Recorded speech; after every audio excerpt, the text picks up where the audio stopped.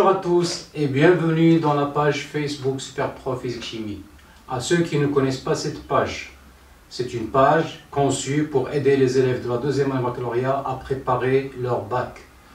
On est là pour vous aider, à vous proposer des exercices, des activités et des cours de soutien pour renforcer votre niveau en matière de physique-chimie. Là encore une fois, on vous propose un exercice de chimie.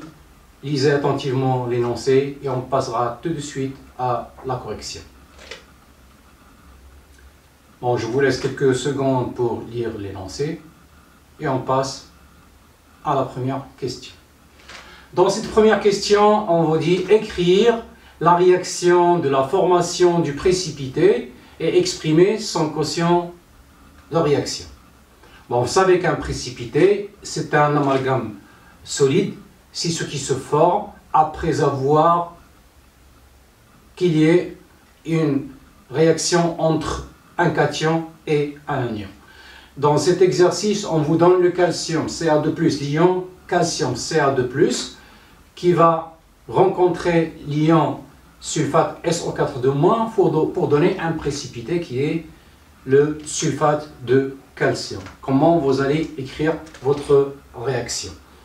Bon, en répondant à cette première question, premièrement,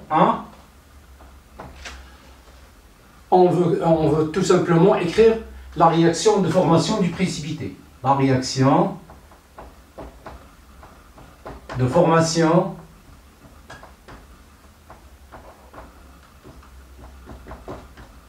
du précipité. Bon, précipité ici c'est راسب. لا يترسب ما يتكون كراسب عندما يلتقي أيون موجب مع أيون سالب. Là vous avez un ion calcium Ca2+, مميز aqueux, c'est-à-dire qui se balade dans l'eau, auquel on va ajouter l'ion SO4 aqueux. Comment vous allez écrire le résultat?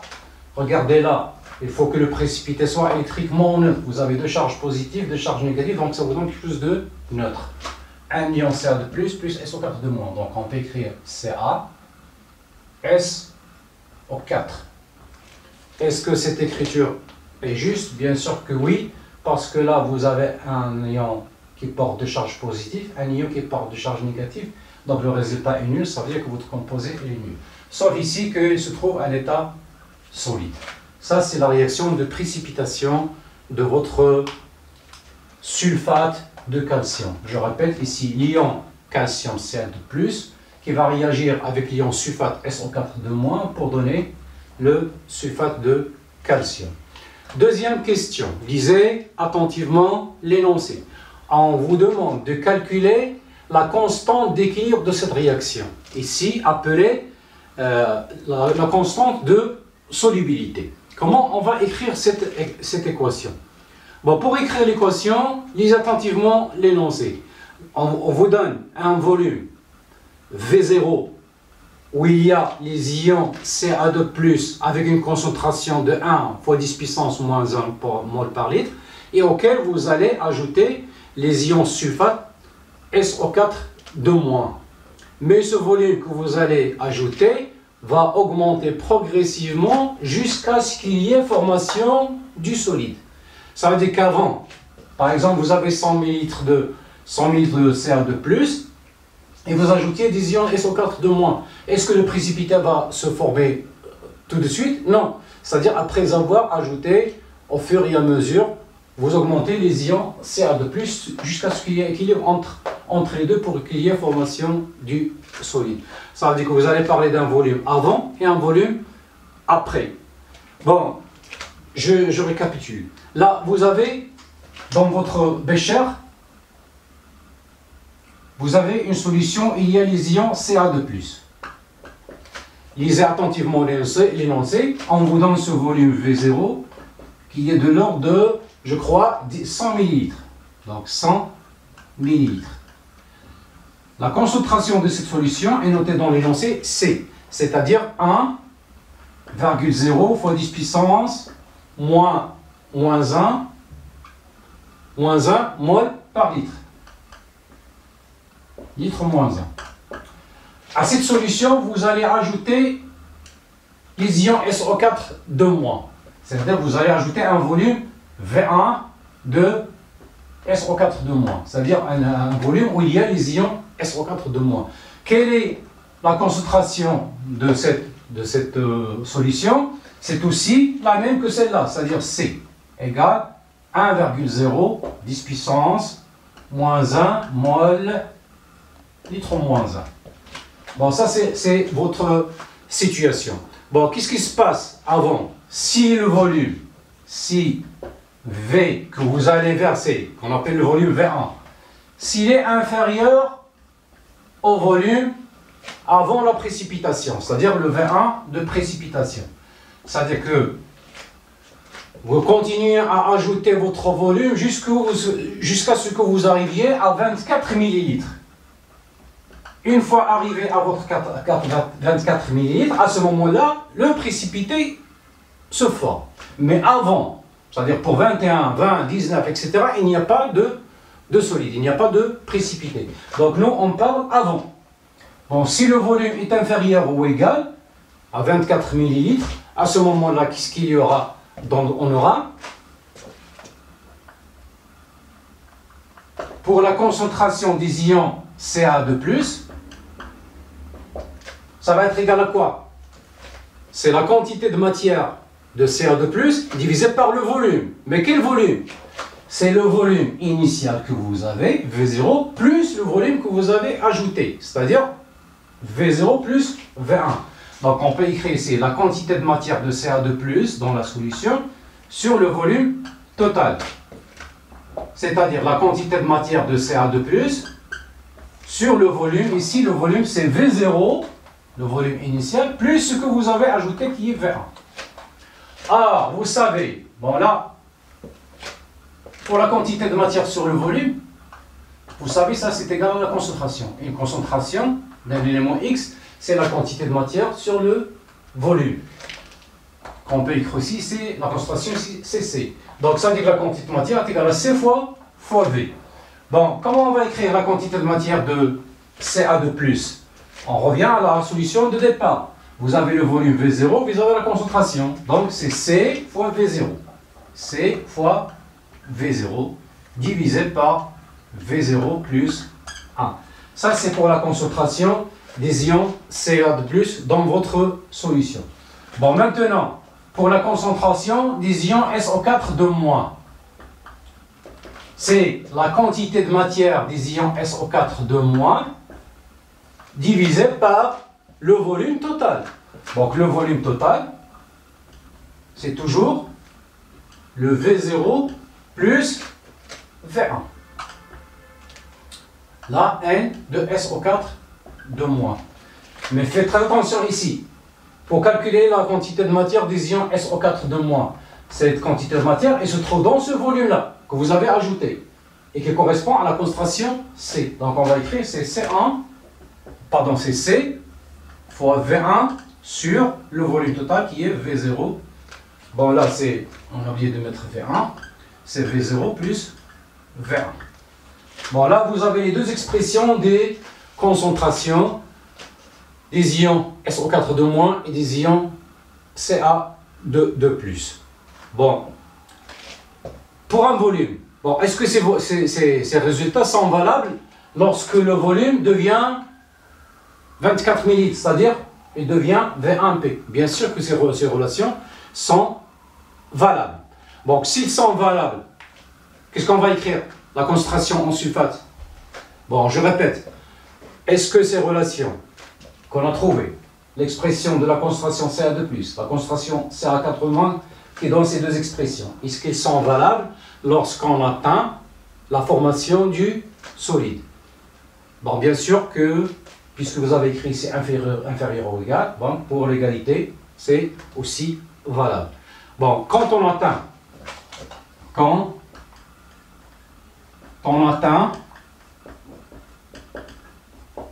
V1P de précipitation, le 24 millilitres qu'on vous a donné dans le texte. Quand vous atteignez ça, qu'est-ce que vous pouvez écrire? Est-ce que les expressions sont valables? Donc les expressions précédentes sont valables. On peut les appliquer. Valables. Bon, puisqu'ils sont valables, on peut appliquer tout simplement la loi d'équilibre. Donc, on peut appliquer la loi d'équilibre. Vous vous souvenez, dans le cours, on parle de loi d'équilibre lorsque le quotient de la réaction à l'équilibre est égal à la constante d'équilibre. Ça, c'est ce qu'on appelle la loi d'équilibre. Ça veut dire que K, la constante d'équilibre, est égale au quotient de la réaction à l'équilibre. Une fois ceci est réalisé, on peut chercher maintenant le quotient de la réaction en remplaçant les concentrations. On a trouvé que la concentration en ion calcium, l'expression c'est C fois V0 sur V1 plus V0. Et pour la concentration des ions SO4-, c'est C fois V1 sur V1 V0. Et on se posait la question, est-ce que ces deux relations sont valables lorsque V1 est égal à V1P, c'est-à-dire lorsque vous arrivez à ces 24 millilitres, qui va vous donner la formation du précipité, 24 millilitres. Bon, si vous arrivez à le volume, on a dit que le volume V1 va augmenter progressivement jusqu'à ce qu'il atteigne le 24 millilitres. À ce moment-là, il y aura formation de votre solide. Ça signifie tout simplement que vous êtes arrivé, ou vous êtes atteint l'état d'équilibre. Et à ce moment-là, vous avez le quotient de la réaction à l'équilibre est égal à la constante d'équilibre. Bon, jusqu'à présent, les choses vont bien. Bon, comment on exprime K, ou bien la constante de réaction d'équilibre? Quotient de la réaction à l'équilibre. Comment vous allez écrire ça pour votre réaction? Reprenons l'équation. On a dit qu'on a Ca de plus à que, plus SO4 de moins à que, donne CaSO4 solide. Bon, pour cette équation, pour cette réaction, comment vous allez écrire le quotient de la réaction à l'équilibre? Certainement, vous savez comment. Là, vous avez un solide. Donc, vous savez dans le cours que lorsqu'il s'agit d'un solide, la concentration est remplacée par 1. 1. Donc, en haut, on va mettre 1. Divisé par la concentration des ions Ca2+, mais à cette fois à l'équilibre, fois la concentration des ions SO4- à l'équilibre. Bon, automatiquement, lorsque je dis l'équilibre, ça veut dire que je suis là. J'atteins un volume, le V1P, qui est 24 millilitres. Bon, comment on va écrire maintenant? Comment on va exprimer? Puisqu'on a dit que ces deux relations sont valables. Donc, il suffit de remplacer. Donc, ça vous donne 1. La concentration Ca2+, regardez l'expression, on va la remplacer par C fois V0 sur V1. Mais cette fois, puisqu'on a atteint V1 devient V1P, donc on va mettre ici V1P plus V0. Fois la concentration en ion SO4-. Regardez l'expression. C'est C fois V1 sur V1. On a atteint la limite, le volume total. C'est-à-dire, c'est V1P plus V0. Bon, votre expression de quotient de la réaction, ça devient comme ça. On essaie de développer. Ça va vous donner 1 sur C carré V0 fois V1 sur V1 plus V0 au carré égal. Donc ça vous donne quoi mathématiquement? Donc ça vous donne V1P, bon on a oublié ici de mettre un P, V1P plus V0 au carré sur C carré fois V0 fois V1. Ça, c'est votre expression du quotient de la réaction. Ensuite, on va passer à notre application numérique pour calculer ce quotient. Quotient de la réaction à l'équilibre, ça va être égal. Regardez le texte. V1P, c'est 24 millilitres. Ce 24 millilitres, vous allez la convertir en litres, multipliant par 10 puissance moins 3. Plus le volume V0. Regardez toujours l'énoncé. Dans le volume V0, c'est le volume qui contient les ions calcium, Ca de plus. On vous a donné 100 millilitres. 100 millilitres. 100 millilitres, aussi vous allez la convertir en multipliant par 10 puissance moins 3. Mais n'oubliez que tout ça, c'est au carré. Au carré. En bas, vous avez la concentration C. C dans le texte, on vous donne 1,0 10 puissance moins 1. 1,0 fois 10 puissance moins 1. Puisque vous avez au carré, vous mettez ça au carré. Facteur de V0. V0, c'est le volume qui contient les ions Ca de plus, c'est-à-dire 100 millilitres. Donc 100 fois 10 puissance moins 3 fois V1. V1, c'est le volume que vous avez versé d'ion SO4 de moins. Combien est ce volume? Lisez le texte. Lorsque vous arrivez à l'équilibre, c'est 24 millilitres. Donc 24, 10 puissance moins 3. Bon, je vous laisse le soin de faire l'application. On va prendre quelques secondes. Moi, j'ai fait le calcul tout à l'heure. J'ai trouvé quelque chose de l'ordre de 641. 641.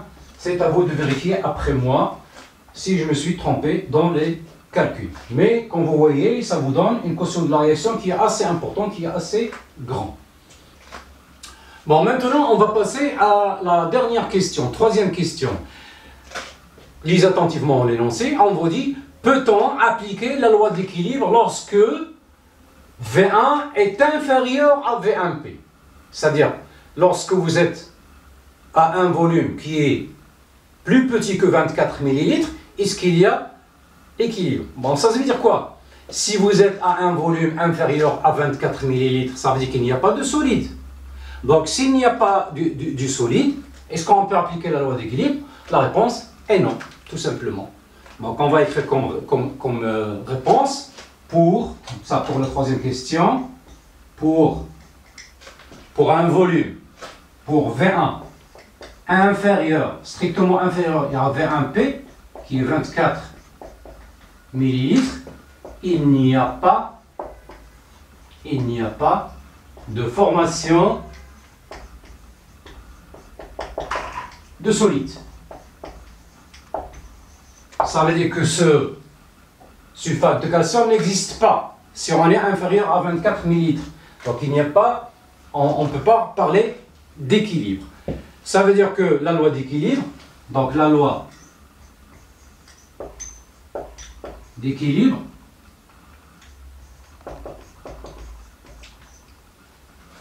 ne peut pas être appliquée. Ne peut pas être appliquée. Ça veut dire que le quotient de la réaction à l'équilibre est différent de deux cas.